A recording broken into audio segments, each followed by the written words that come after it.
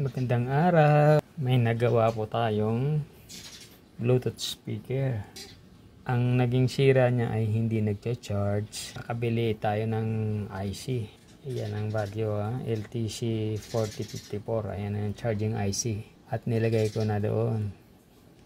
Ngayon nakikita na yung cha-charge na. Ito naman yung shorted na IC. So gumana naman yung IC na ito, galing ng China, kaso lang hindi siya masyadong kasing galing ng original, kaya nilagyan natin to ng diode.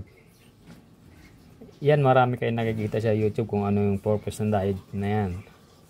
Yan ay rectifier diode to.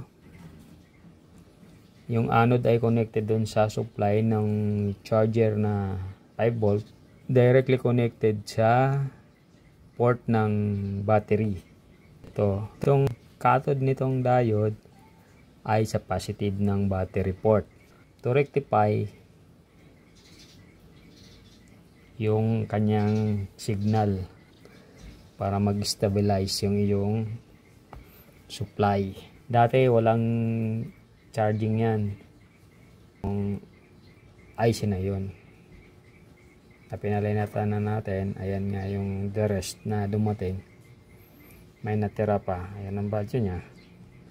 Ayan na, bright na yung indicator at may sounds na rin yan.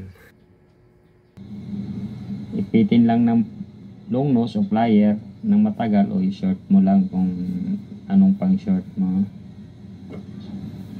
Tapos para sigurado ka, bunutin mo na yan. Itong connector. Ayan. Ayan, nabunot na natin.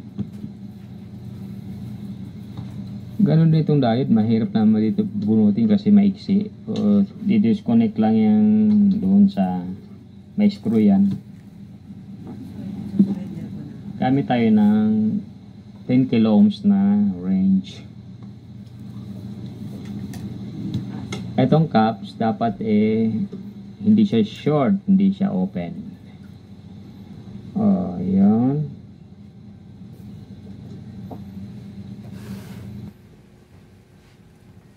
Napansin nyo, may deflection siya sa tapos bumalik siya sa ayan yung short speaker natin, no? Naggo-glow yung kanyang ilaw. Isang pa sa body, isang pa sa connected na siya sa ating wala kang Bluetooth. makitang short. Ganun ditong diode.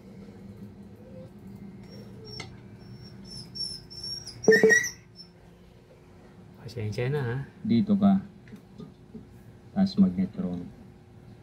Hindi tayo makapag-music ng maganda Mako-copyright tayo Yan. Disconnected na yung diode. Yan yung isang pa. Hindi ko rin ma-play yung another video ng speaker dahil hindi nyo malalaman na talagang yung speaker mismo ang tumutunog.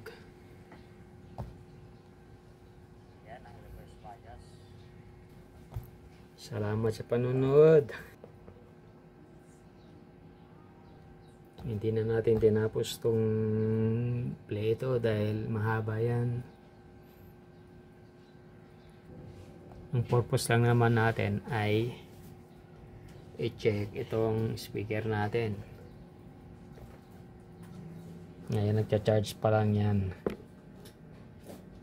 Kasi luma-luma na rin siya Sana nga mag-perform pa ng maayos tong battery. Kalawang na yan Salamat sa panonood. Sirap sa muli. Paalam.